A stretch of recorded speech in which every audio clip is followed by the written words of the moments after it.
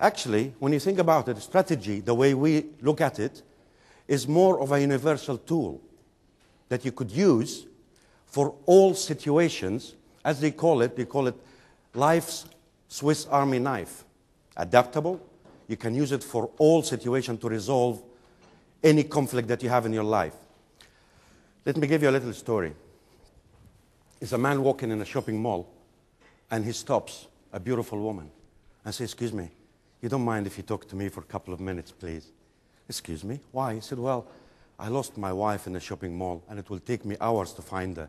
But if you talk to me for a couple of minutes, she'll appear straight away." All right? So there's three very important words in here. The word strategy, the word skill, and the word study. It's a skill that can be learned.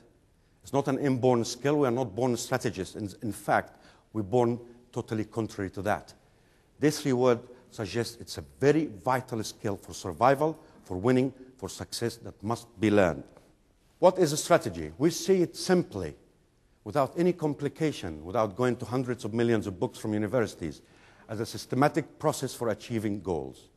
Systematic process for achieving long-term goals. Nothing more, nothing less. Why is it a science?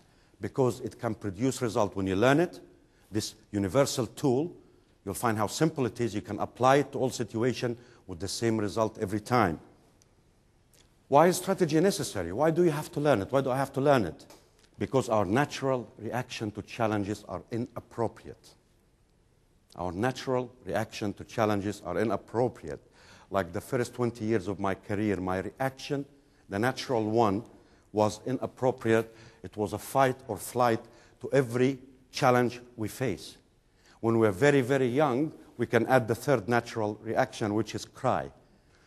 Sun Tzu has two basic issues, and if you look at the whole treaty and studied it for a few good years, you'll find that he has two basic issues to deal with.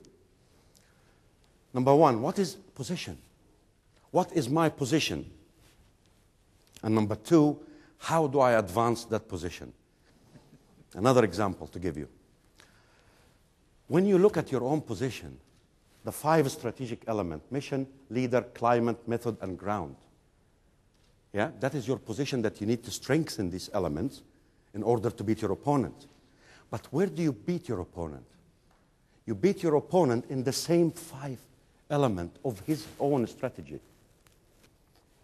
But listening is the most important skill you can ever. Actually, the whole Trojan War was won after 10 years of turmoil by listening.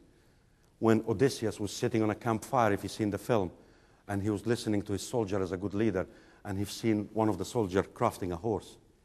He immediately got the idea, aimed at idea, moved to build the Trojan horse, and claimed the whole of Troy. Raised my hand, got the microphone, and then you're supposed to say your name and where you're working for. So I picked up the microphone and said, "Hello, my name is Osama." Everybody went dead silent. I said, "But I am the nice one." Everybody cracked. And then Clinton said, What did he say? "Mr. President," the moderator said, "his name is Osama, and he is the nice one." Clinton burst laughing. I said, "No worry, I only work for British Gas." They laughed even more because we just raised our prices. The attack, when you move the attack, when the opponent is unprepared, just give you a little bit of excitement here and appear where they least expected. This is a strategist's way of triumph. It must not be discussed beforehand.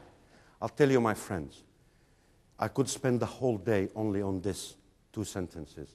The attack where they are unprepared. 2,500 years ago, now we call it disruptive technologies. In Harvard, they call it disruptive technologies. How smaller companies toppled larger ones, who've been the 5 biggest 500 companies in the world in the last 100 years, only 6 of them exist. How is the mini computer industry toppled the mainframe industries? How is the PC industries toppled the mini computers? And why?